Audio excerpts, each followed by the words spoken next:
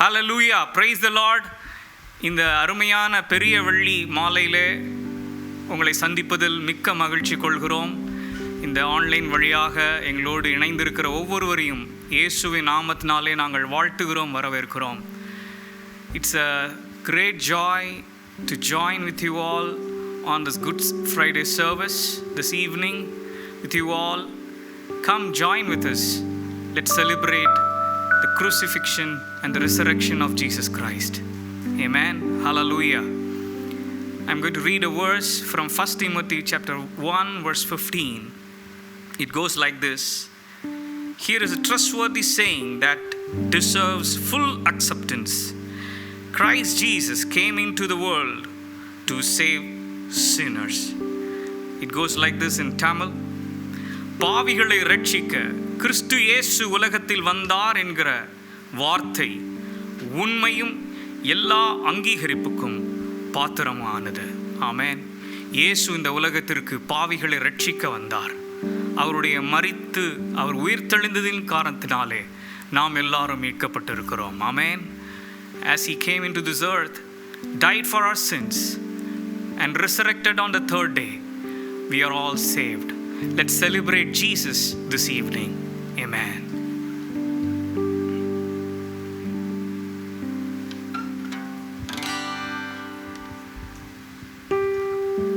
சிங்காசனம் விட்டிறங்கி நம் தாழ்வில் நம்மில் அன்பு கூர்ந்து, சிங்காசனம் விட்டிறங்கி நம் தாழ்வில் நம்மில் அன்பு கூர்ந்து, தூக்கினாரே சேற்றி நின்று உயர்த்தினாரே கண்மலை மீது, தூக்கினாரே சேற்றி நின்று உயர்த்தினாரே கண்மலை மீது, ஆயிரம்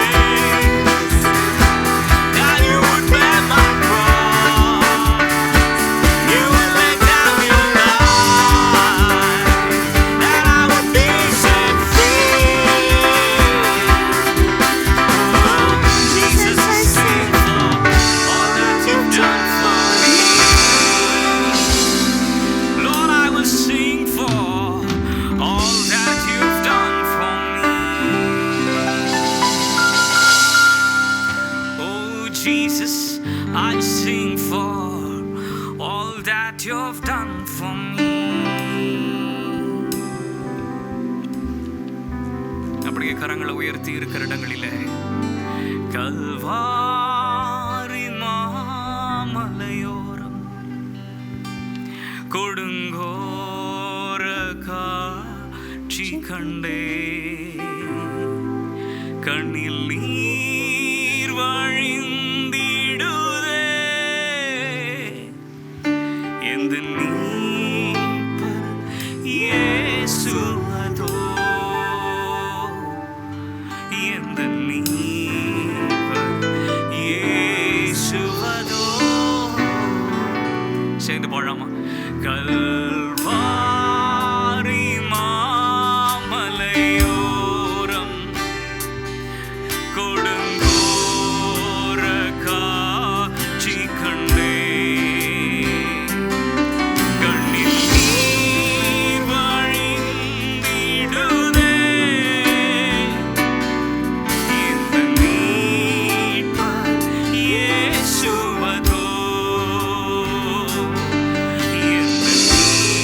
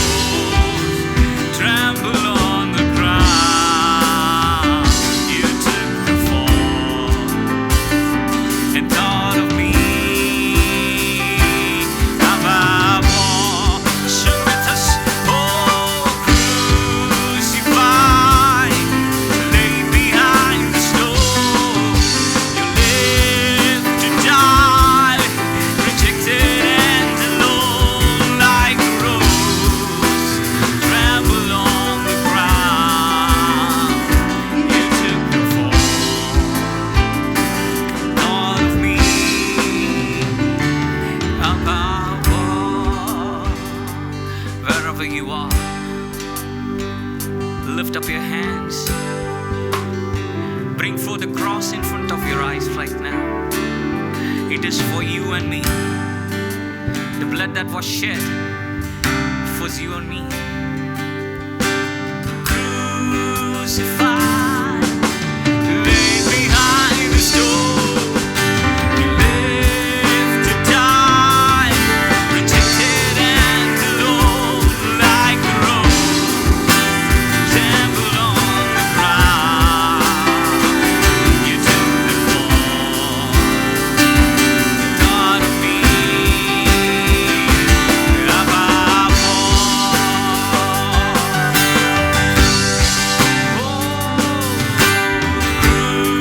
crucified, laid behind the stone. You lived to die, rejected and alone, like a rose, trampled on the ground. You took the fall.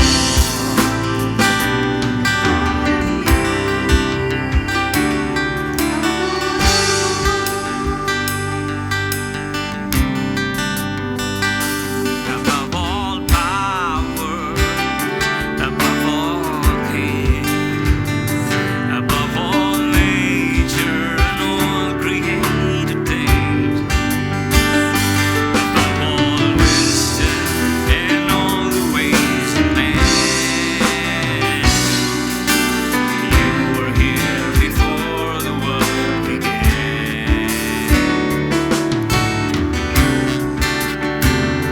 Above all kingdoms, above all thrones, above all wonders the world has ever known, above all wealth and treasures of the earth, there's no way to measure all your worth. Crucified,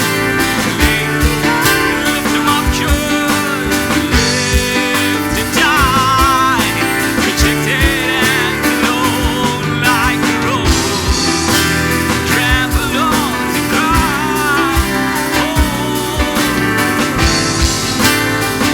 And taught me about crucified,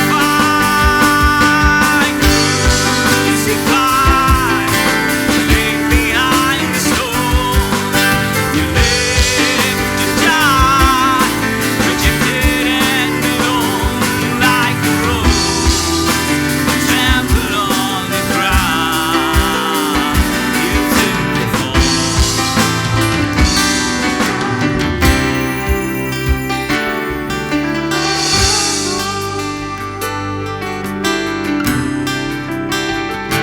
And thought of me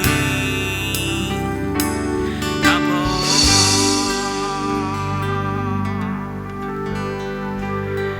thought of me above.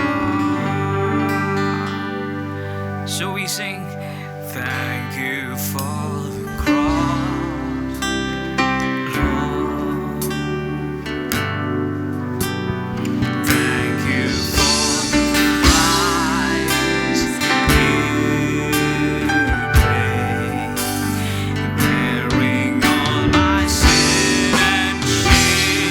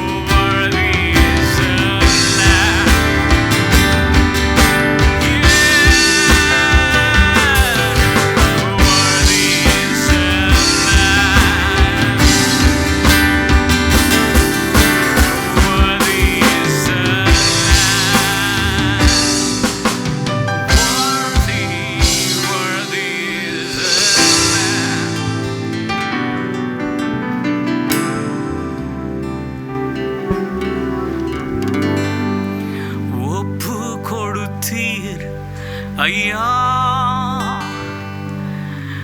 உம்மையே எனக்காக உலகின் ரட்சகரே உன்னத பலியா. அப்படி கரங்களை உயர்த்தி அவரை பார்த்து ஒரு நன்றி உள்ள இருதயத்தோடு ஒப்பு கொடுத்தீரையா.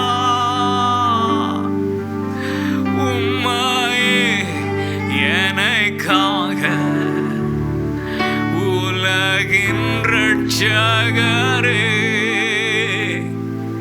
அப்பா உன்னத பலியாக. எங்களோடு கூட சேர்ந்து பாடுவீங்களா? நித்திய ஜீவன் பெற நீதிமானாய் மாற, நித்திய ஜீவன் பெற நீதிமானாய் மாற, ஜீவன் தரும் கனியாய் சிலுவையிலே தொங்கி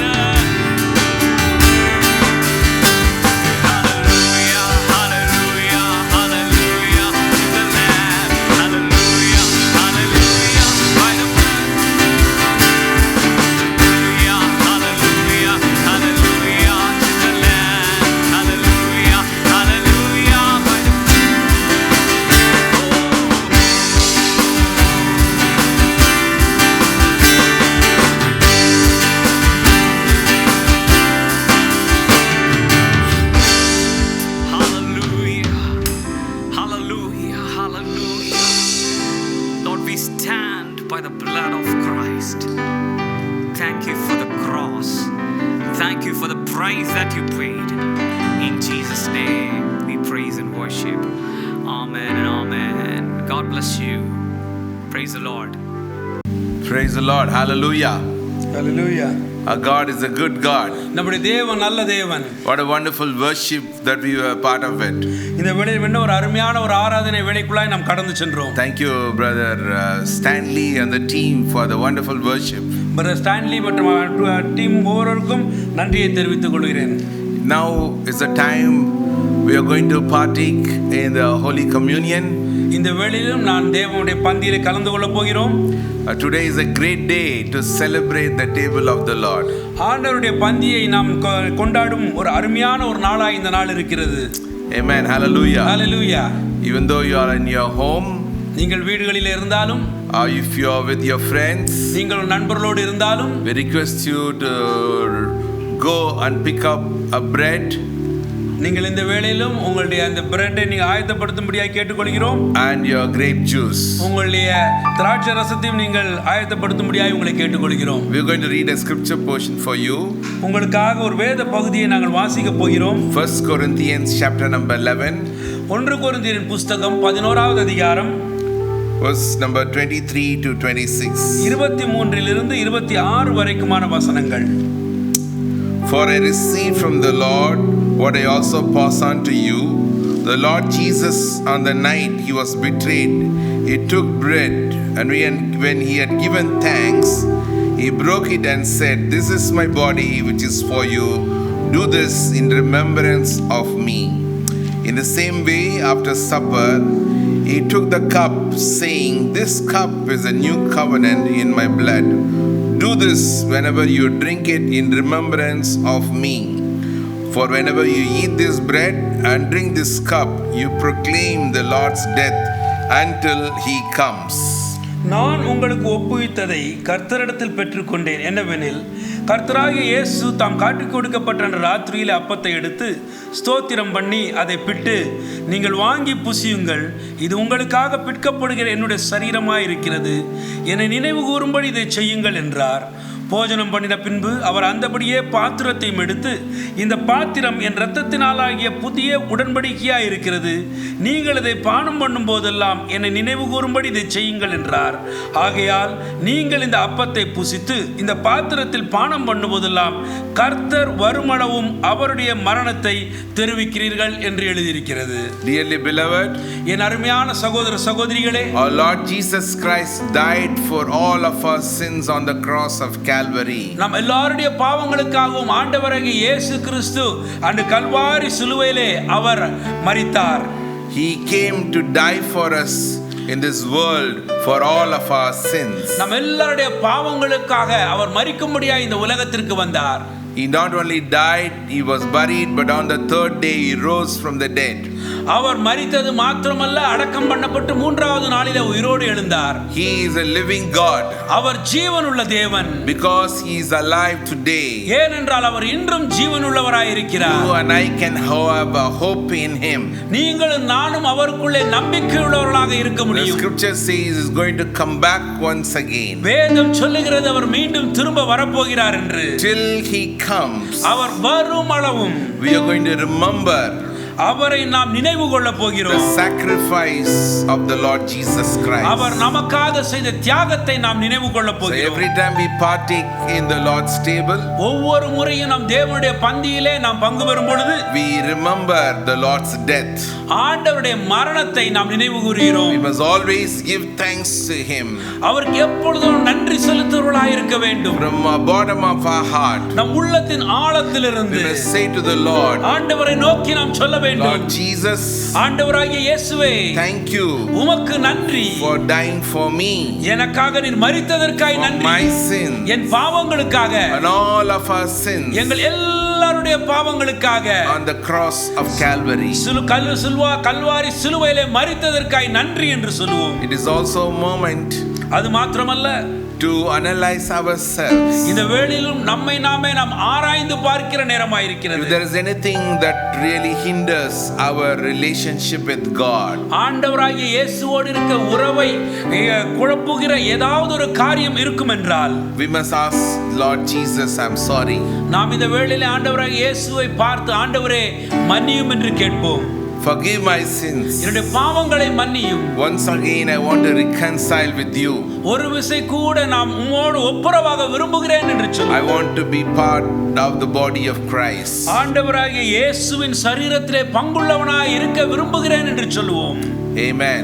Amen. Hallelujah. Hallelujah. Now we are going to pray இந்த வேளையில் நாம் ஜெபிக்க போகிறோம். for this bread that we have நமக்காக வைக்கப்பட்டிருக்க அப்பத்திற்காக ஜெபிக்க போகிறோம். and the grape juice. நமக்காக வைத்திருக்கிற அந்த திராட்சை ரசத்திற்காக நாம் ஜெபிக்க போகிறோம். Amen.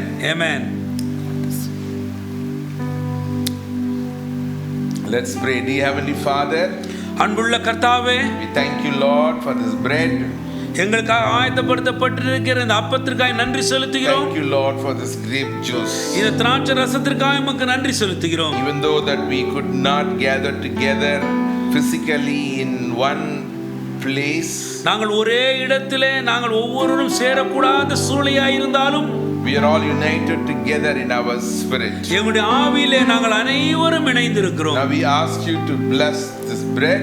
இந்த வேளையிலும் நீர் இந்த அப்பத்தை ஆசீர்வதிக்கும்படியாய் வேண்டுகிறோம். This grape juice. இந்த திராட்சை ரசத்தை ஆசீர்வதிக்கும்படியாய் வேண்டுகிறோம். Remember your sacrifice. உம்முடைய தியாகத்தை நாங்கள் நினைவு We கூறுகிறோம். want to say thank you. உமக்கு நன்றி சொல்லுகிறோம். And help us, O God, to continue to live for your glory. தொடர்ந்து உம்முடைய மகிமைக்காக வாழும்படியாய் எங்களுக்கு உதவி செய்யுங்க. At this very moment we remember there are so many people still do not know the love of Christ. ஆண்டவரே, இன்னும் உம்மை அறியாதபடிக்கு இருக்கிற அநேகரை நாங்கள் நினைவு கொள்கிறோம். We pray for them. அவர்களுக்காக நாங்கள் ஜெபிக்கிறோம். Pray that you would let your salvation come to every individuals. அந்த ஒவ்வொரு நபருக்கும் உம்முடைய ரட்சிப்பு வர வேண்டும் என்று நாங்கள் ஜெபிக்கிறோம். May the nation of UAE will come to know the love of Christ.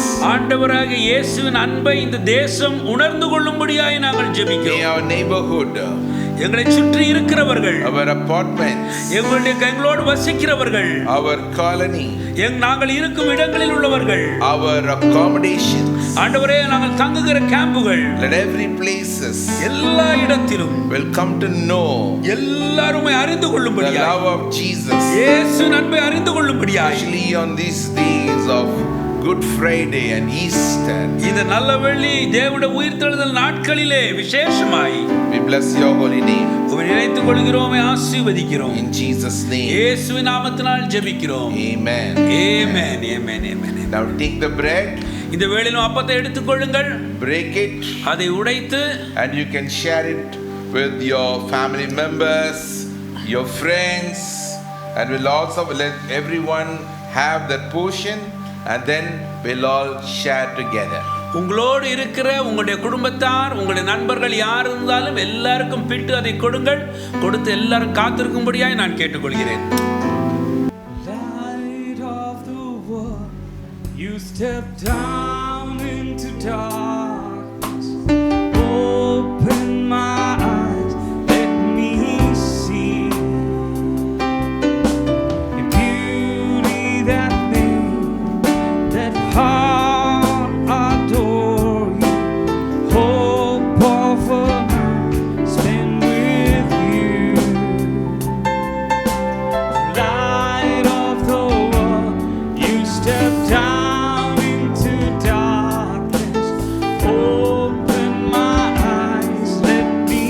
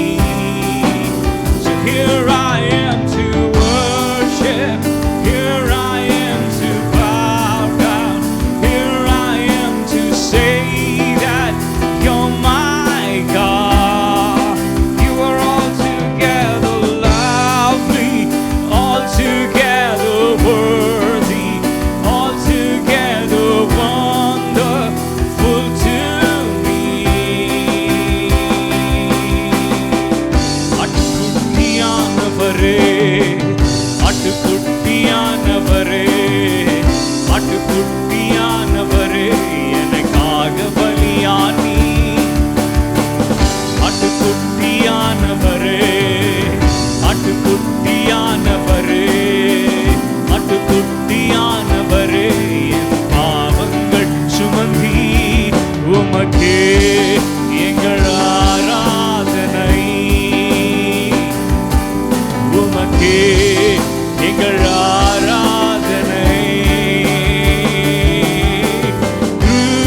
Crucified, laid behind the stone, you lived to die, rejected and alone, like a rose trampled on the ground. You took the fall, thought of me above all.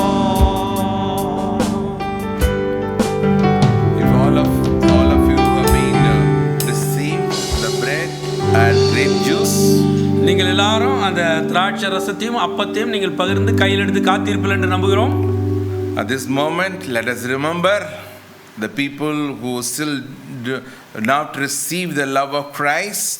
இந்த வேளையிலும் ஆண்டவராகிய இயேசுவின் அன்பை பெற்றுக்கொள்ளாத உணராத ஒவ்வொருவரை நினைவு கூறுவோம்.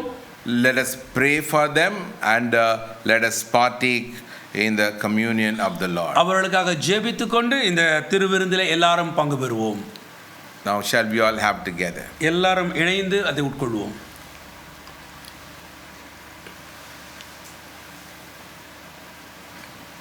ஜெபிப்போம். Lord, we thank you for this wonderful evening time, Lord. Lord, thank you for your love on the cross of Calvary, that you gave yourself so that we may be redeemed. ஆண்டவரே, நல்ல மாலை வேளைக்காக நன்றி செலுத்துகிறோம். விசேஷமாய் நாளிலும் நீர் உம்மை தாமே எங்களுக்காய் தியாக பலியாய் கொடுத்து எங்களை மீட்டுக் கொண்டதற்காய் நன்றி தகப்பனே. Remembering your act of your death, Lord, here we have taken these elements, the bread and the grape juice. ஆண்டவரே, உம்மை நினைவு கூறும்படியாய், நம்முடைய மரணத்தை நினைவு கூறும்படியாய் நாங்கள் இந்த அப்பத்தையும் திராட்சை ரசத்தையும் புசிக்கிறோம். Lord, bless each and every one of us. எங்களுடைய ஆசீர்வதிங்க. Lord, heal and bring breakthrough in our life. எங்களுடைய வாழ்க்கையை ஆசீர்வதித்து ஒரு விடுதலை கொண்டு வாருங்க. Lord, help us to live a holy life. ஆண்டவரே, ஒரு பரிசுத்தமுள்ள வாழ்க்கை வாழும்படியாய் எங்களுக்கு உதவி செய்யுங்க. ஆண்டவரே, Lord, bless each and every family member and bring them into Christ. Lord, எங்கள் குடும்பத்தினர் ஒவ்வொருவரும் தேவன் ஆசீர்வதித்து இயேசுவுக்குள்ளாய் வாழும்படியாய் அழைத்து வரும்படியாய் ஜெபிக்கிறோம். Bless this evening. இந்த வேளையை ஆசீர்வதி இயேசு நாமத்தினால் ஜெபிக்கிறோம் நல்ல பிதாவே. ஆமென். ஆமென். Praise the Lord. Praise the Lord. Our God is a good God. நம்முடைய தேவன் நல்ல தேவன்.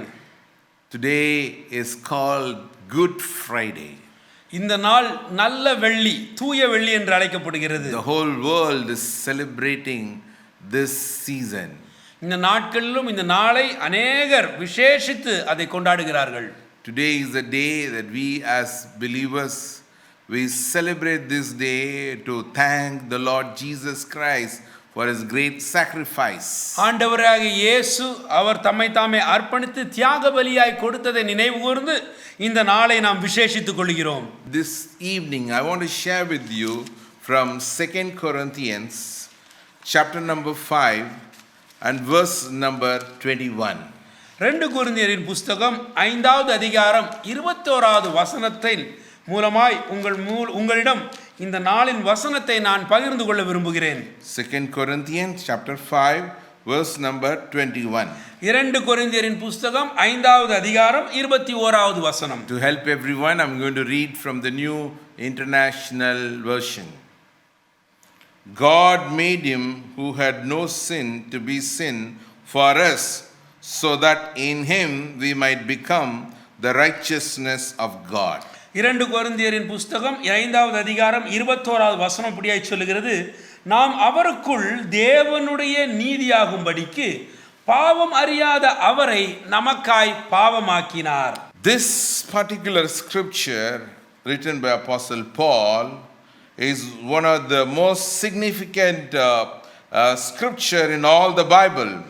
வேதத்தில் இருக்கிற அநேக வார்த்தைகளிலே இது அப்போஸ்தலனாகிய பவுல் எழுதிய இந்த வார்த்தை மிகவும் விசேஷித்ததாக இருக்கிறது.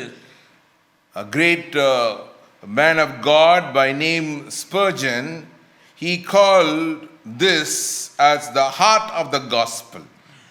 இயேசுவை குறித்த இந்த சுவிசேஷகத்தின் இருதயமாய் இந்த வசனம் இருக்கிறது என்று அதிகமாய் அறிந்த நாம் எல்லாரும் அறிந்திருக்கிற வேத அறிஞராகிய ஸ்பர்ஜன் அவர்கள் தெரிவித்திருக்கிறார்கள். He said that it is the gospel in one verse. தேவனை குறித்த அந்த சுவிசேஷத்தின் ஒரே வார்த்தையின் மூலமாய் அறிவிக்கப்படுகிற சாராம்சம் என்று சொல்லி இருக்கிறார்கள். Everything you need to know about how to go to heaven can be found in this scripture portion. இந்த பரிசுத்த வேதாகமத்தின் பகுதியின் மூலமாய் எப்படி பரலோகம் செல்ல வேண்டும் என்பதை நாம் அறிந்து கொள்ளலாம் என்கிறார். Apostle Paul says in this following scripture portion, இந்த வேத பகுதியிலே அப்போஸ்தலனாகிய பவுல் இப்படியாய் சொல்லுகிறார். in 2 Corinthians chapter 5, 2 கொரிந்தியர் புத்தகம் 5வது அதிகாரம் verse number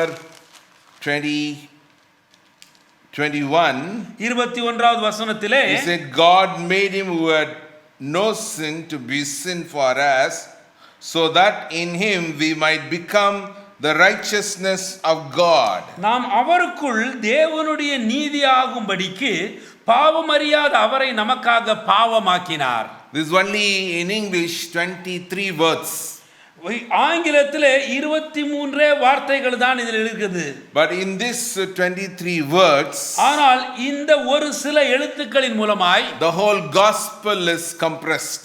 தேவனுடைய குறித்த அந்த நற்வார்த்தை முழுவதுமாய் அடக்கப்பட்டிருக்கிறது. You need to understand from this scripture, இந்த வேதத்தின் மூலமாய் நாம் ஒரு காரியத்தை அறிந்து கொள்ளலாம். how important it is for us to know, how important it is for us to know how Jesus brought this salvation unto us. ஆண்டவராகிய இயேசு நமக்கு எப்படி ரட்சிப்பை நமக்கு கொண்டு வந்தார் என்பதை அறிந்து கொள்ளக்கூடிய ஒரு நல் வசனமாய் இந்த வசனம் இருக்கிறது. Every believer, எல்லா விசுவாசியும், every disciple of Christ ஆண்டவரை விசுவாசிக்கிற எல்லா சீஷனும் has been commissioned by the Lord Jesus Christ ஆண்டவராகிய இயேசுவின் மூலமாய் அவர்களுக்கு கொடுக்கப்பட்ட ஒரு காரியம், to go and preach the gospel to all the world. உலகத்தின் கடைசி பரியந்தம் தேவனுடைய வார்த்தையை சுவிசேஷமாய் பிரசங்கிக்க வேண்டும் என்பது. It is a God-given task for each and every one of us. நம் ஒவ்வொருவருக்கும் ஆண்டவராலே கொடுக்கப்பட்ட கட்டளையாய் இருக்கிறது. Hallelujah. Hallelujah. As we know, as I said in this 23 words, the gospel is compressed. தேவனுடைய சுவிசேஷம் இந்த வசனத்தின் சில வார்த்தைகளுக்குள்ளே அடக்கம் செய்யப்பட்டிருக்கிறது. I want to bring 3 points to you this evening. இந்த மாலை வேளையிலே உங்களுக்கு இதிலிருந்து 3 முக்கிய குறிப்புகளை கொடுக்க விரும்புகிறேன். Number 1, முதலாவது, we learn the character of Jesus. ஆண்டவராகிய இயேசுவின் குணாதிசயத்தை பற்றி நாம் அறிந்து கொள்கிறோம். The scripture says, வேதம் சொல்லுகிறது, God made him who had no sin to be sin. பாவம் அறியாத அவரை என்று இந்த இடத்திலே குறிக்கப்பட்டிருக்கிறது. So first of all, we understand the character of Jesus is that he had no sin. இந்த இடத்துல நாம் அறிந்து கொள்கிறோம் ஆண்டவராகிய இயேசுவின் குணத்தை பற்றி, அவர் பாவம் அறியாதவராய் இருந்தார். In some other translation English, it says he knew no sin, stressing the sinless nature of his inner being. ஆண்டவராகிய இயேசுவின் அர்த்தமாக அவர் எந்த ஒரு பாவத்தையும் செய்யாதவராய் அறியாதவராய் இருந்தார் என்று குறிப்பிடப்படுகிறது. There was no sin outwardly because there was no sin inwardly in Jesus. ஆண்டவராகிய இயேசுவுக்குள்ளே பாவம் இல்லாததால் அவருக்கு வெளியாகவும் பாவம் இல்லாதவராய் அவர் வாழ்ந்தார். When Jesus walked on this earth, he was perfectly righteous.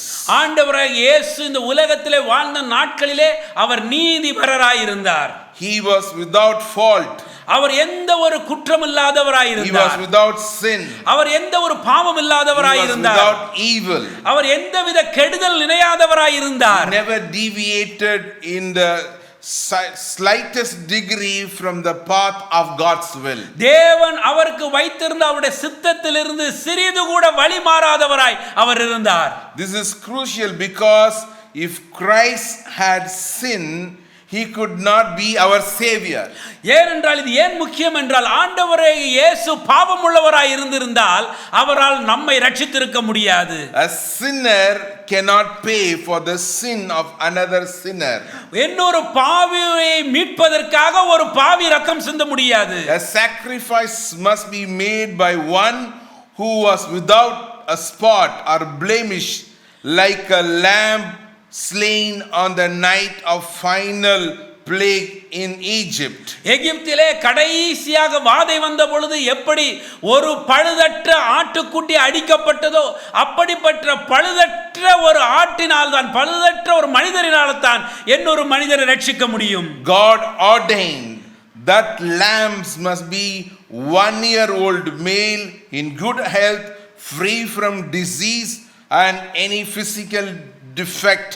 வேதத்திலே பார்க்கிறோம் அந்த அடிக்கப்பட வேண்டிய ஆடானது ஒரு வயது உள்ளதாய் எந்த ஒரு பழுதும் இல்லாததும் எந்த ஒரு வியாதியும் இல்லாத நல்ல நிலையிலே இருக்கிற ஆடா இருக்க வேண்டும் என்று எழுதப்பட்டிருக்கிறது. The lamb that was slaughtered in Egypt picture the lamb of God by whose blood the sacrificial death would take away the sins of the world.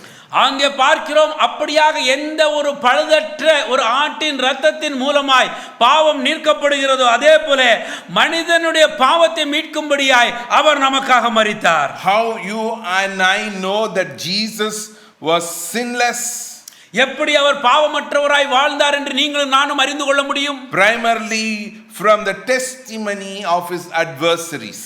ஆண்டவராகிய இயேசுவுக்கு விரோதமாய் இருந்தவர்களுடைய சாட்சியின் மூலமாய் அவரை குறித்து நாம் அறிந்து கொள்ள முடியும். When a Roman governor Pontius Pilate examined him, he declared, I find no fault in him. பிலாத்து அவரை விசாரித்து முடித்த பிறகு இயேசுவை குறித்து இப்படி சொல்கிறான், இவரில் ஒரு குற்றத்தையும் நான் காணவில்லை என்று. When Herod, the Jewish leaders, and the Jewish leaders put him on trial, they could not find no witness against him, so they rounded up false witness who lied under oath. இயேசுவுக்கு எதிராக அங்கே ஏரோதும் அங்கே இருந்த மற்ற மதவாதிகளும் அவர்கள் இயேசுவுக்கு விரோதமாக சாட்சி சொல்லும்படியாய் தேடும் பொழுது அவருக்கு விரோதமாக சாட்சி சொல்ல ஒருவரும் இல்லாததினால் கள்ள சாட்சி செல்லும்படியாய் ஆட்களை வகை தேடினார்கள் என்று பார்க்கிறோம். When Jesus was hanging on the cross, the Roman centurion cried, truly this was the Son of God. அங்கே பார்க்கிறோம் ஆண்டவராகிய இயேசு சிலுவையிலே தொங்கும் பொழுது அந்த ரோம சேவகன் சொல்லுகிறான், இவர் உண்மையிலேயே தேவனுடைய குமாரன் என்று. Jesus knew all about sin, but he never sinned, not even once. ஆண்டவராகிய இயேசு பாவத்தை குறித்து அறிந்திருந்தும் அவர் ஒரு பாவத்தையும் செய்யாதவராய் வாழ்ந்து காட்டினார். He lived in a sinful world, but the stain of sin never tarnished his character. அவர் பாவம் உள்ள உலகத்திலே வாழ்ந்த பொழுதும் பாவம் அவரை கரைப்படுத்த முடியவில்லை. All the billions of people who have lived on the planet Earth, he is the only one about whom it can be truly said that he never sinned in the world. உலகத்திலே வாழுகிற கோடான கோடி மக்களுக்கு மத்தியிலே பாவமில்லாத வாழ்ந்தவர் ஒருவர் என்றால் ஆண்டவராகிய இயேசு கிறிஸ்து மாத்திரமே. There is no hint of moral contamination surrounding his name. அவருடைய பெயரை சுற்றி எந்த விதமான பாவத்தை குறித்த எந்த விதமான சாட்சியும் எடுக்க முடியாது. He had faced temptation head on. அவருக்கு எதிராய் வந்த எல்லா விதமான பாவத்தின் காரியங்களை அவர் எதிர்த்து நின்றார். All that devil could throw at him, but he never felt in its full weight. பாவம் பிசாசானவன் அவருக்கு அநேக விதத்திலே அவரை சோதித்த பொழுதும் அவர் பாவமற்றவராய் வாழ்ந்தார். He never gave himself to sin. அவர் ஒருபொழுதும் பாவத்திற்கு தன்னை விட்டு கொடுக்கவில்லை. never even came close to sinning. அவர் பாவம் செய்யும்படியாய சூழ்நிலைக்குள்ளே அவர் தள்ளப்பட்டு அதற்கு நேராக போகவும் இல்லை. He never confessed a fault because he had no faults to confess. அவருக்குள்ளே பாவம் இல்லாததினாலே நான் பாவம் செய்தேன் என்று எந்த இடத்திலும் அவர் தம்மை தானே ஒப்பு கொடுத்துக் கொள்ளும் இல்லை. He never asked he never asked for pardon because he did not convict. He was never convicted for to be sin. அவர் எந்த ஒரு பாவமும் செய்யாததினாலே அவர் மன்னிப்பு கேட்க வேண்டிய அவசியமும் இல்லாதிருந்தது. Christ was a moral miracle. ஆண்டவராகிய இயேசு பரிசுத்தத்தின் ஒரு சாட்சி. That is why the writer of Hebrews, we see that he says he was tempted in all ways, in every ways, yet he was without sin. ஆகவேதான் எபிரேய புத்தகத்திலே பார்க்கிறோம், அவர் நம்மை போல பதவுலங்களிலே சோதிக்கப்பட்டவராய் இருந்தும் அவர் பாவமற்றவராய் இருந்தார் என்று எழுதப்பட்டிருக்கிறது. So Jesus' character was he had no sin.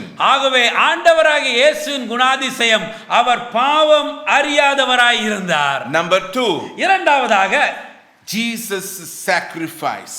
இயேசு தம்மை தாமே பலியாக கொடுத்தார். His sacrifice. அவர் தம்மை தாமே கொடுத்த பலி. When we look at his sacrifice, நாம் அவருடைய தியாகத்தை பார்க்கும் பொழுது he became sin for us. நமக்காக அவரை பாவமாக்கினார் என்று பார்க்கிறோம். Here is the second miracle in 2 Corinthians 5:21. 2 கொரிந்தியர் புத்தகம் 5வது அதிகாரம் 21வது வசனத்திலே பார்க்கிற இரண்டாவது முக்கியமான ஒரு அற்புதம் இது. Jesus, the sinless son of God, became sin for us. பாவமே அறியாத தேவனுடைய குமாரனாகிய இயேசு கிறிஸ்து நமக்காக பாவமாகினார். How could this be? எப்படி இது நடக்கும்? Sometimes the translations attempt to soften the sin offering instead of sin. சில சமயத்தில் வேதத்திலே மொழிபெயர்ப்பிற்காக இந்த பாவம் நமக்காக பாவமானார் என்பது பலி கொடுக்கப்படுகிறதற்கு நிகராக அது எழுதப்படுகிறது. It is Apostle Paul, he is not suggesting that he was offered as a sin offering. Rather, it talks directly that he became sin for us. இந்த இடத்துல அப்போஸ்தலனாகிய பவுல் ஆண்டவரை இயேசு நமக்கு குற்ற நிவாரண பலியாக அவர் மாறினார் என்று எழுதாமல் நமக்காக அவர் பாவமானார் என்று எழுதியிருக்கிறார். We understood he never committed a sin. அவர் பாவம் செய்யவில்லை. Therefore he never became a sinner. ஆகவே அவர் பாவியாக மாறவில்லை. But he became sin for us. ஆனால் நமக்காக அவர் பாவமானார். The best way that you and I can understand, நீங்களும் நானும் சிறந்த முறையில் இதை புரிந்து கொள்ள வேண்டும் என்றால், God treated his son as if he were a sinner. ஆண்டவராகிய தேவன் தம்முடைய குமாரனாகிய இயேசுவை ஒரு பாவமாய் நமக்காய் மாற்றினார். So he identified with sinner that he was numbered among the transgressors. பாவிகளுக்கு மத்தியிலே அவர் பாவியாய் எண்ணப்பட்டார். That is how Isaiah 53 verse number 12 says. அப்படித்தான் ஏசாயாவின் புத்தகம் 55வது அதிகாரம் 12ஆம் வசனம் சொல்லுகிறது. He not only died between two sinners, அவர் இரண்டு பாவிகளுக்கு மத்தியிலே மரித்தது மாத்திரமல்ல, he was numbered with them and died as they died, a criminal's death on the cross. அவர் எப்படி குற்றவாளிகள் மரித்தார்களோ அதை போலவே அவரும் அங்கே பாவமாகி மரித்தார். Two phrases to be described how Christ became sin for us. ஆண்டவர் இயேசு நமக்காக எப்படி பாவமானார் என்பதை குறித்து ரெண்டு காரியங்களை சொல்ல விரும்புகிறேன். Number 1, முதலாவதாக he took our place for us. நமக்காக நம்முடைய இடத்தை அவர் எடுத்துக்கொண்டார். When Christ died on the cross, ஆண்டவராகிய இயேசு சிலுவையிலே மரித்த பொழுது he took my place. அவர் என்னுடைய இடத்தை எடுத்துக்கொண்டார். He took yours. அவர் உங்களுடைய இடத்தை எடுத்துக்கொண்டார். Christ died in the place of a guilty sinners. ஒரு பாவியான மனுஷனுடைய இடத்திலே அவர் தம்மை தாமே அந்த இடத்திலே வைத்துக் கொண்டார். Think of it this way. இப்படியாக நினைத்துக் His கொள்ளுங்கள். nails were meant for you. அவருடைய கைகள் உங்களுக்காக உள்ள கரங்கள். The crowns of thorns should have been on your head. அங்கே அவருடைய தலையிலே வைக்கப்பட்ட முள்முடி உங்கள் தலையிலே வைக்கப்பட வேண்டிய முள்முடி. The spears should have pierced your side, and the cheers and insult were meant for you. உங்களுக்காகவும் எனக்காகவும் வைக்கப்பட்ட அவமான வார்த்தைகள் ஒவ்வொன்றும் அவருக்கு மேல் செலுத்தப்பட்டது. நம்மேலே குற்றப்பட வேண்டிய ஈட்டி அவர் மீது குத்தப்பட்டது. It should have been in you and I hanging on the tree. நீங்களும் நானும் அந்த மரத்திலே தூக்கிலிடப்பட வேண்டியவர்களாய் இருந்தோம். But it was Jesus dying in your place and my place on the cross of Calvary. ஆனால் ஆண்டவராகிய இயேசுவோ உங்களுக்காகவும் எனக்காகவும் அங்கே சிலுவையிலே அவர் அறையப்பட்டார். Not every believers understand this. எல்லா விசுவாசிகளும் இதை அறிந்து கொள்வதில்லை. But scripture says very clearly, ஆனால் வேதம் தெளிவாய் நமக்கு சொல்லுகிறது, Jesus was dying for us. ஆண்டவராகிய இயேசு நமக்காய் மரித்தார். For in our place. நம்முடைய இடத்திலே நமக்காக அவர் மரித்தார். Hallelujah. Hallelujah. Bible says this very clearly. வேதம் தெளிவாக நமக்கு சொல்லுகிறது. This Jesus died for me and he took my place for us. ஆண்டவர் எனக்காக மரித்து என்னுடைய இடத்தை அவர் எடுத்துக்கொண்டார். The worldly wisdom did not know about God. உலக ஞானத்தினாலே ஆண்டவரை அறிந்து கொள்ள முடியவில்லை. The world cannot explain this. உலகத்தாலே இதை விளக்க முடியாது. But you and I, as a child of God, ஆனால் நீங்களும் நானும் ஆண்டவருடைய பிள்ளைகளாகிய நீங்களும் நானும் we read from God's word. ஆண்டவருடைய வேதத்திலிருந்து படித்து இதை அறிந்து கொள்கிறோம். And it says very clearly that he took our place for us. அவர் நமக்காக பாவமானார் என்று நாம் வாசிக்கிறோம். Number 2, இரண்டாவதாக he took our penalty. அவர் நமக்கு வர வேண்டிய தண்டனையை அவர் ஏற்றுக்கொண்டார். In other words, he became sin for us. என்று வார்த்தையில் சொல்லப்பட நமக்காக அவர் பாவமாகினார். Not only that he took our place, அவர் நம்முடைய இடத்தை எடுத்துக்கொண்டது மாத்திரமல்ல, he took our penalty. He became sin. நமக்கு வர வேண்டிய தண்டனையையும் அவர் ஏற்றுக்கொண்டார். On the cross, Jesus became the sinless sin bearer. அங்கே சிலுவையிலே பாவமற்ற பாவ பலியாய் அவர் நமக்காய் மாறினார். He paid the price we owe to God. தேவனுக்கு நாம் செலுத்த வேண்டிய கிரயத்தை அவர் நமக்காக செலுத்தினார். The debt that we could never pay. நாம் ஒரு நாளும் நாம் திரும்ப செலுத்த முடியாத ஒரு கிரயத்தை அவர் செலுத்தினார். His death satisfied God's righteous decree that sin must always be punished. பாவம் தண்டிக்கப்பட வேண்டும் என்பதை ஆண்டவராகிய இயேசு கிறிஸ்து தம்முடைய வாழ்க்கையின் மூலமாய் நமக்காக தேவனுக்கு முன்பாக அதை பூர்த்தி செய்தார். If you read about the day of atonement, நாம் விடுதலை பெறுகிற அந்த நாளை குறித்து பார்க்கும் பொழுது, on the day of atonement in Leviticus chapter 16, லேவியராகமம் புஸ்தகம் 16வது அதிகாரத்திலே நாம் பார்க்கிறோம், பாவ நிவாரண பலியை குறித்து பார்க்கிறோம். On the day they are going to offer the sacrifice. அந்த நாளிலே அங்கே பலி செலுத்தப்படுகிற நாளான் போது they will take 2 different lambs. அங்கே 2 பலிகளை அவர்கள் எடுத்துக்கொள்வார்கள். They sprinkle the blood, signifies covering the sins of people for one more year. இன்னொரு ஆண்டு அங்கே வருகிற மக்களுடைய பாவத்தை கவழும்படியாக பாவ நிவாரண பலியாய் செலுத்துகிறார்கள். The 2 goats were involved. அங்கே 2 வெள்ளாட்டு கடாக்கள் அந்த இடத்துல இருக்கிறது. One was killed and the other was not killed. ஒன்று வெட்டப்பட்டது, என்றொன்று அது அப்படியே உயிரோடு விடப்பட்டது. After the priest offered the blood of the first goat, முதலாவது வெள்ளாட்டு கடாவை அவர்கள் பலி செலுத்தின பிறகு, then he placed his hands on the head of the second goat, இரண்டாவது ஆட்டின் தலைமையிலே அவர் கைகளை வைக்கிறார். confessing the sins of people. மக்களுடைய பாவங்களை அந்த இடத்திலே அறிக்கை செய்கிறார். We read this in Leviticus 16:21. லேவியரான் புஸ்தகம் 16வது அதிகாரம் 21வது வசனத்திலே இதை வாசிக்கிறோம். Specifically it says he says he put them, the sins of people, on the goat. அங்கே வாசிக்கிறோம், தன் 2 கைகளையும் வைத்து அதன் மேல் இஸ்ரவேல் புத்திரருடைய சகல அக்கிரமங்களையும் அங்கே அதன் மேல வைக்கிறார். The goat was taken into wilderness and released. பின்பு அந்த வெள்ளாடானது வனாந்திர வழியாய் அனுப்பப்பட்டது என்று பார்க்கிறோம். This picture the removal of sin through placing them on an innocent victim. இதன் மூலமா என்ன பார்க்கிறோம்?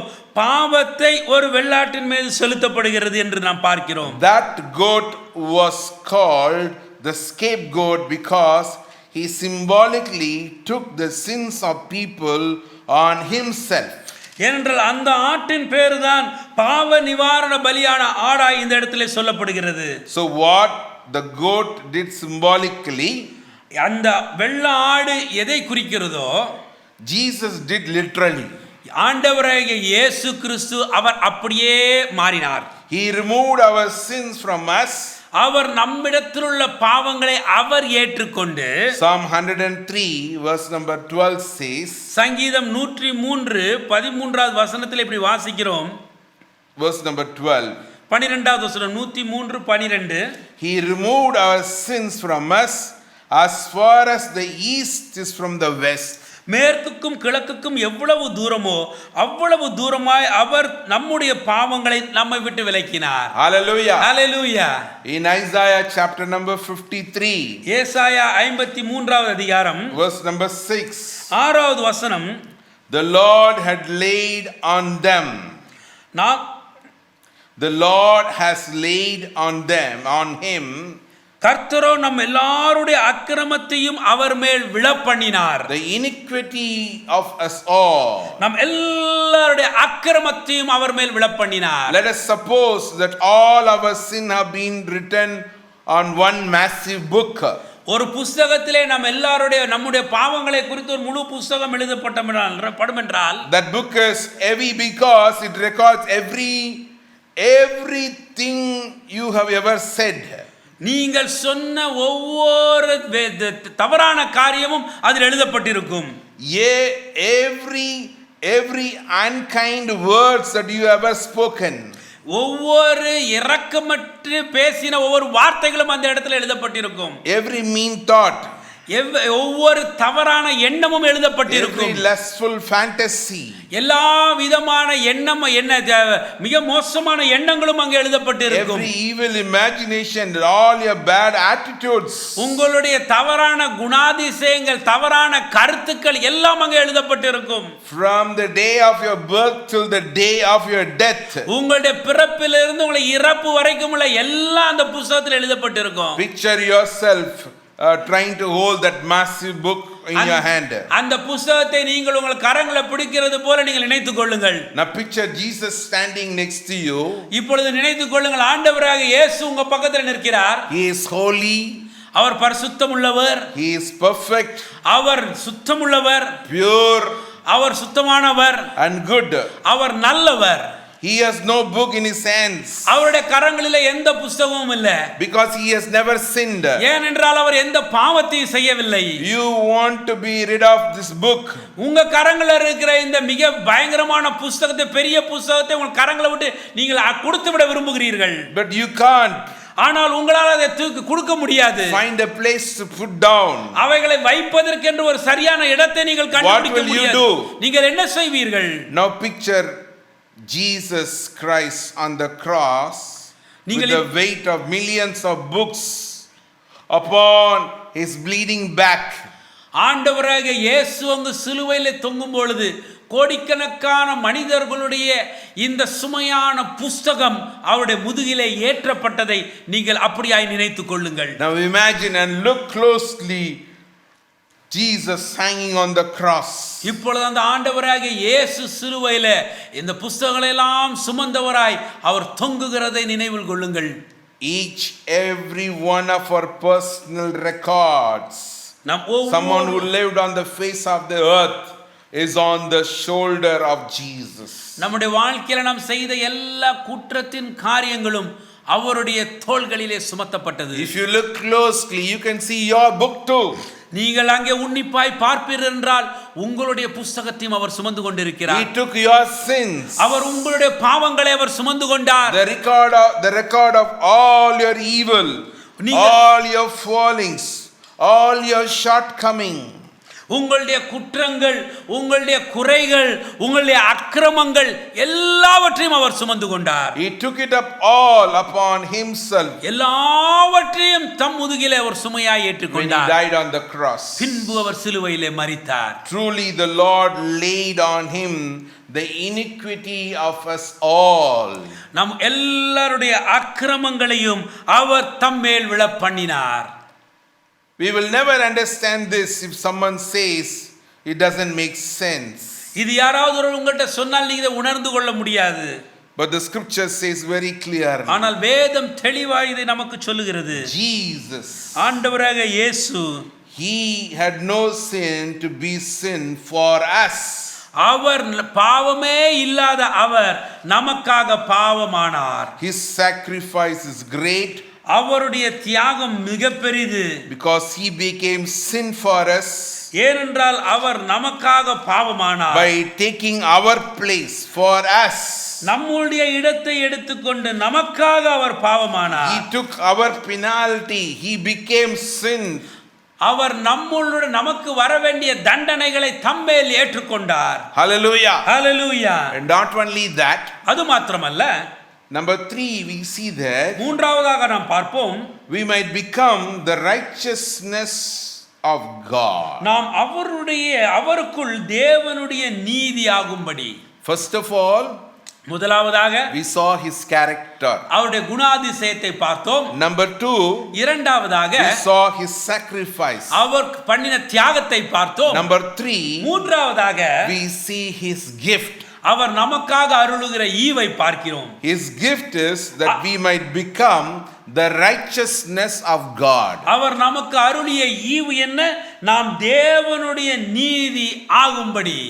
In him we become the righteousness of God. நாம் அவருக்குள் தேவனுடைய நீதியாய் மாறுகிறோம். This is what we all want to be made right with God. இதுதான் நாம் எல்லாரும் தேவனோடு ஒருமனப்படுகிற ஒரு காரியமாய் இருக்கிறது. To have our record clear. நம்முடைய எல்லா பாவ குறிப்புகள் எல்லாம் நீக்கப்பட்டு பரிசுத்தமாக்கப்பட்டு. To know that when we go to sleep at night, there is nothing between us and our heavenly Father. நாம் உறங்க போகும்போது நமக்கும் நம்முடைய பரிசுத்த பிதாவுக்கும் நடுவில் ஒன்றுமில்லை என்கிற நம்பிக்கையோடு நாம் உறங்க போகிறோம். In this final phrase, இந்த கடைசி வார்த்தையிலே we see we have a great exchange. ஒரு மிகப்பெரிய ஒரு மாற்றத்தை அங்கே வருகிறதை நாம் பார்க்கிறோம். He was condemned, அவர் நமக்காக பாவமானார், so that we might be justified. அதன் மூலமாய் நாம் நீதிமான்களாகும்படியாய். He bore our sins, அவர் நம்முடைய பாவங்களை ஏற்றுக்கொண்டார், that we might set free.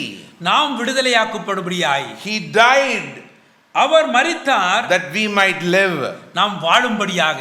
He suffered, அவர் எல்லா விதமான கடினமாக அவர் காயப்படுத்தப்பட்டார், so that we might be redeemed.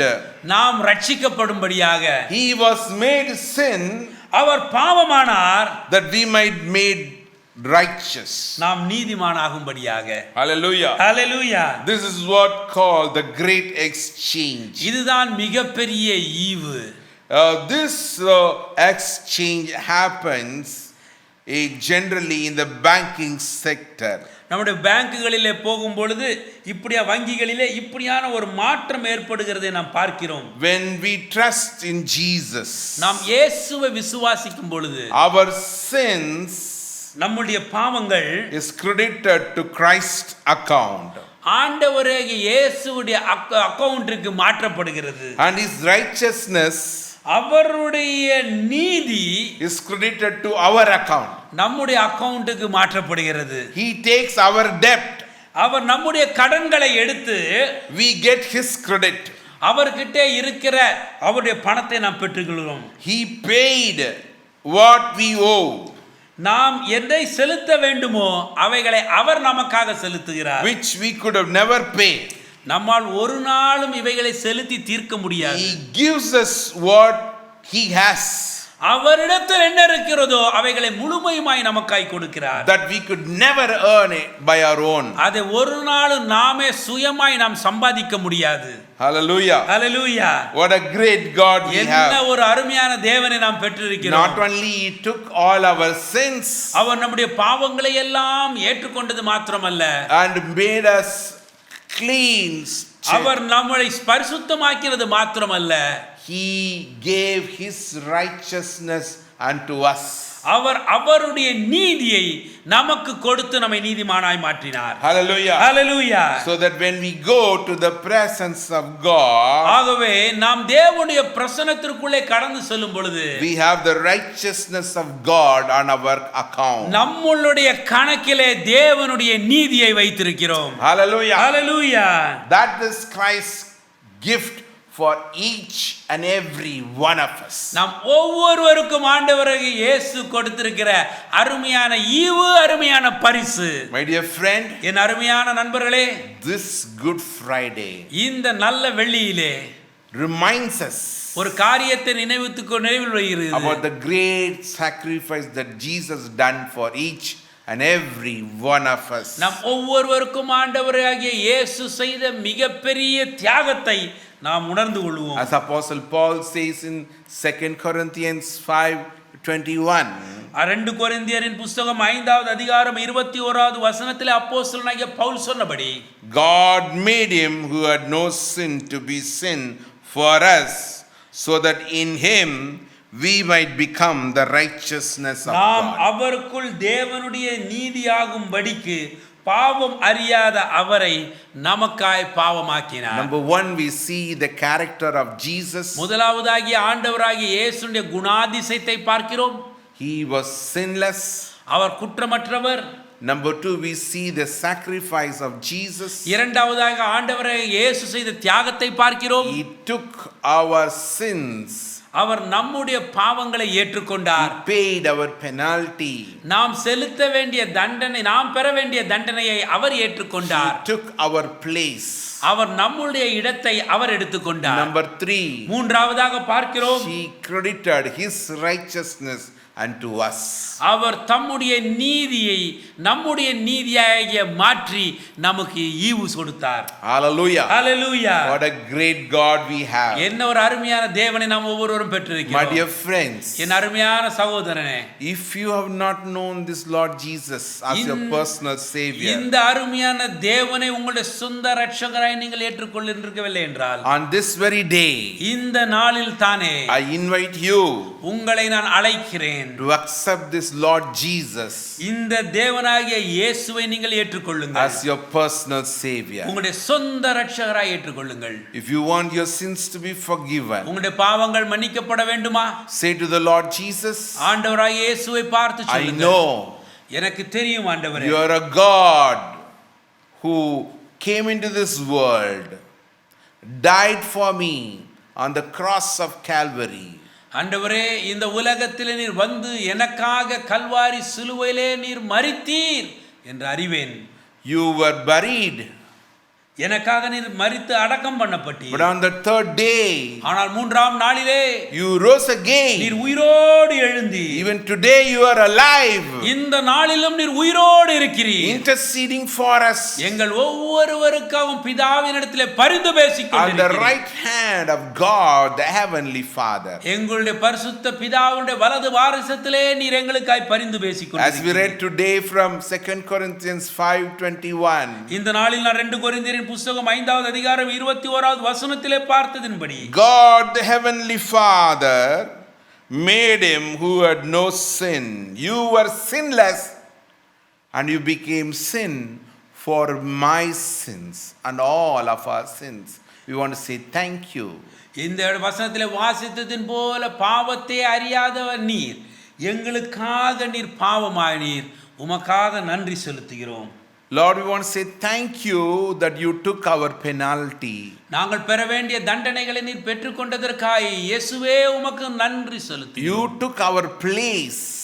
எங்களுடைய இடத்தை நீர் எடுத்துக்கொண்டீர். We want to say thank you. உமக்கு நன்றி செலுத்துகிறோம். Not only that, அது மாத்திரமல்ல இயேசுவே, you gave your righteousness as a gift to us. உம்முடைய நீதியை எங்களுடைய நீதியாய் எங்களுக்கு நீர் நல்ல பரிசாய் அருளினீர். My dear friend, என்னுடைய அருமை நண்பனே, accept this Lord Jesus. இந்த ஆண்டவரை இயேசுவை ஏற்றுக்கொள். Ask Jesus to forgive your sins. ஆண்டவராகிய இயேசுவின் பாவங்களை மன்னிக்கும்படியாய் கேள். Start to follow him with all of your heart. உங்களுடைய முழு இருதயத்தோடு அவளை பின்பற்றுங்கள். You too will receive the joy of salvation. நீங்களும் ரட்சிப்பின் சந்தோஷத்தை பெற்றுக்கொள்வீர்கள். You too will have the righteousness, God's righteousness, Christ's righteousness being credited into your account. தேவன நீதியும் கிறிஸ்துவின் நீதியும் உங்களுடைய கணக்கிலே சேர்க்கப்படும். May the Lord bless you. ஆண்டவரே இயேசு உங்களை ஆசீர்வதிப்பார். Father, in Jesus' name, நல்ல பிதாவே, உம்முடைய நாமத்திலே ஜெபிக்கிறோம். thank you, Lord, for this day. இந்த நல்ல நாளுக்காய் நன்றி செலுத்துகிறோம். On this Good Friday evening, இந்த நல்ல வெள்ளியின் மாலை வேளையிலே thank you, Lord, for helping us to hear from your word. உம்முடைய வார்த்தையை நாங்கள் கேட்கும்படி ஆண்டவர் கொடுத்த கிருபைக்காய் நன்றி. God, you made your one and only Son to be sin for my sins and all of our sins. என்னுடைய பாவத்துக்காகவும் எங்க எல்லாருடைய பாவத்திற்காக உம்முடைய ஒரே பேரான குமாரனை நீர் பாவமாக்கினீர்.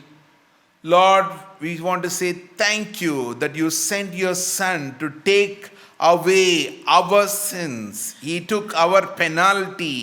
எங்களுடைய பாவங்களை ஏற்றுக்கொண்டு எங்களுடைய தண்டனைகளை ஏற்றுக்கொள்ளும்படியாய் உம்முடைய குமாரனை அனுப்பி வைத்ததற்காக உமக்கு நன்றி செலுத்துகிறேன். Jesus, we want to say thank you. இயேசுவே உமக்கு நன்றி செலுத்துகிறேன். Thank you, Jesus, for giving your righteousness into our account.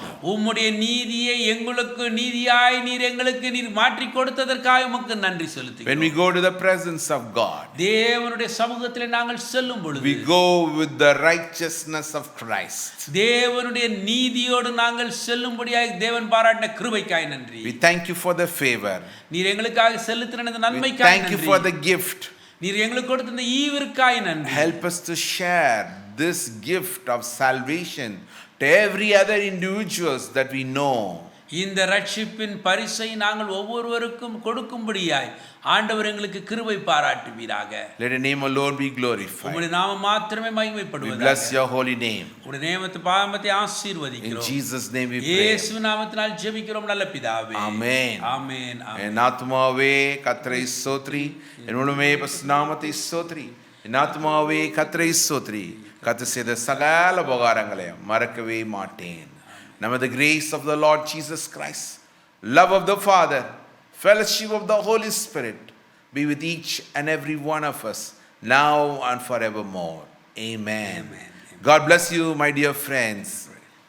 I want to say that our Easter service will be on this Sunday, that is on the 5th of April, both morning and evening. If you are here in Abu Dhabi, our neighborhood, you can come and join our Easter service. That happens in our church premises, and in person you can come at 7:30 morning to 9:30 morning. We have our international service in English language. In the evening 5:30 to 7:30 p.m. we have the Tamil service. Please come and join and let us worship the Lord God Almighty together. நம்முடைய சபையின் Easter ஆராதனை வருகிற ஞாயிற்றுக்கிழமை April 5ஆம் தேதி காலையும் மாலையும் இருக்கும். காலையிலே ஆங்கிலத்தில் 7:30 மணி முதல் 9:30 மணி வரைக்கும் ஆங்கில ஆராதனை இருக்கும். மாலையிலே தமிழ் ஆராதனை 5:30 மணியிலிருந்து 7:30 மணி வரைக்கும் தமிழிலே ஈஸ்டர் ஆராதனை இருக்கும். அபுதாபி பகுதியிலே நீங்கள் இருப்பீர்கள் என்றால் நீங்களும் உங்களுடைய குடும்பத்தின் நண்பர்களும் வந்து இந்த ஆராதனையில் கலந்து கொள்ளும்படியாய் உங்களை அன்போடு அழைக்கிறோம். God bless you. ஆண்டவரை ஆசீர்வதிப்பாராக. Amen. Amen.